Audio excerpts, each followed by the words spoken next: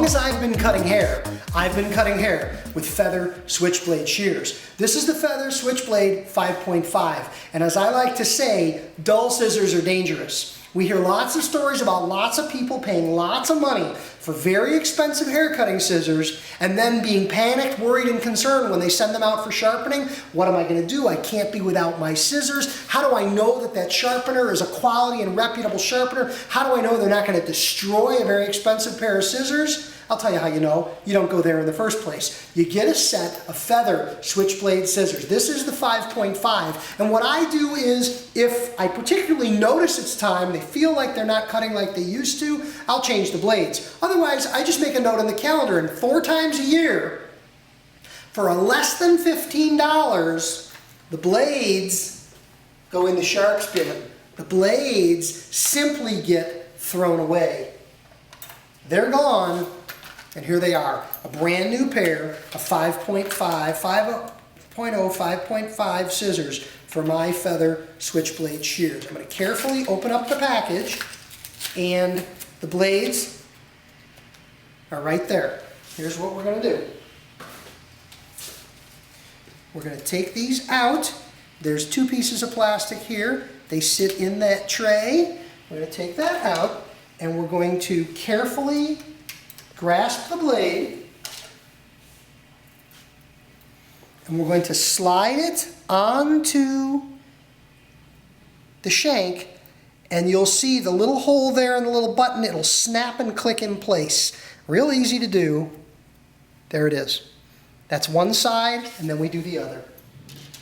Opposite side. Slide it on, slide it down, and it clicks in place. I now have a brand new pair of scissors, sharp with the safety rounded tips. They cut beautifully, they won't cut me, and they do a beautiful job. A little bit of oil, as always, on our blades. 1 drop of oil on either side of the hinge. Open and close it a couple of times. Wipe off any excess oil, and you're ready to go.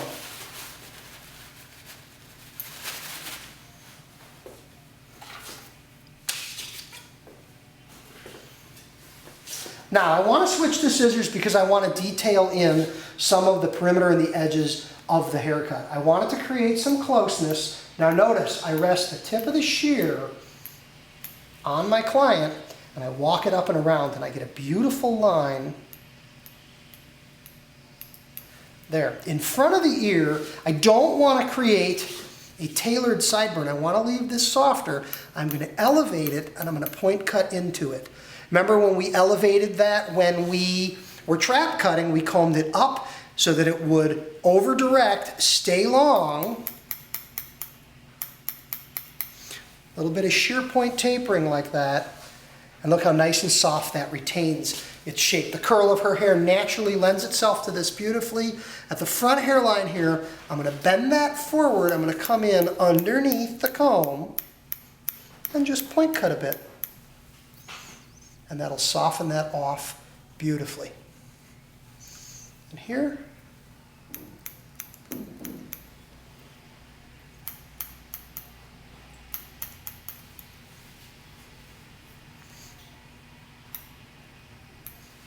to create a nice tailored corner, and I can go a little bit higher with a little more shear over comb action. I love the noise, the sound that they make, that little bit of clicking that sort of kind of lets me know what I'm doing. I just love the sound that it makes. It sounds like a haircut's going on. It's kind of a unique feature of switchblades. Behind the ear, we're going to do the same thing we did at the front. I'm going to elevate and over direct into the perimeter of the haircut, and I'm going to come in and I'm going to point cut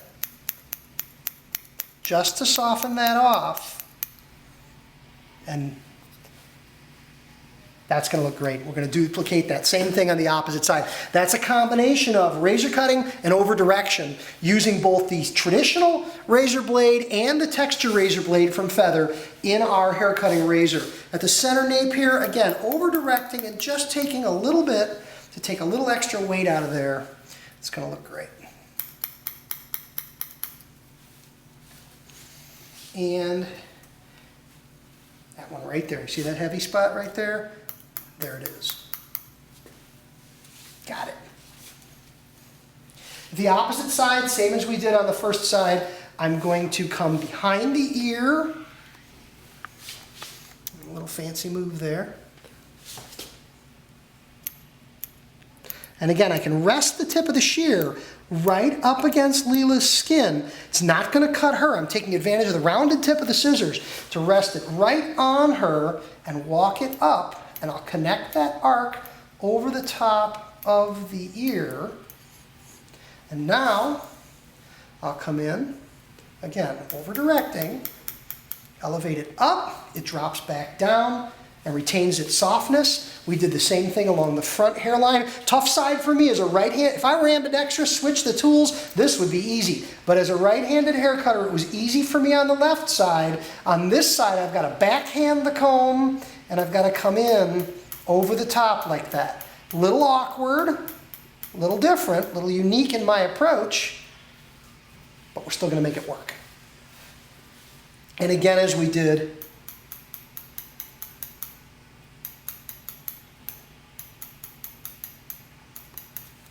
to tailor that in. Loving that corner, matched to the other one. Same thing behind the ear. You'll remember on the opposite side, again, being this my tough side, I've got to come in. Little backhand motion there. It looks like it's a snazzy little trick. A little bit of heaviness right in through there.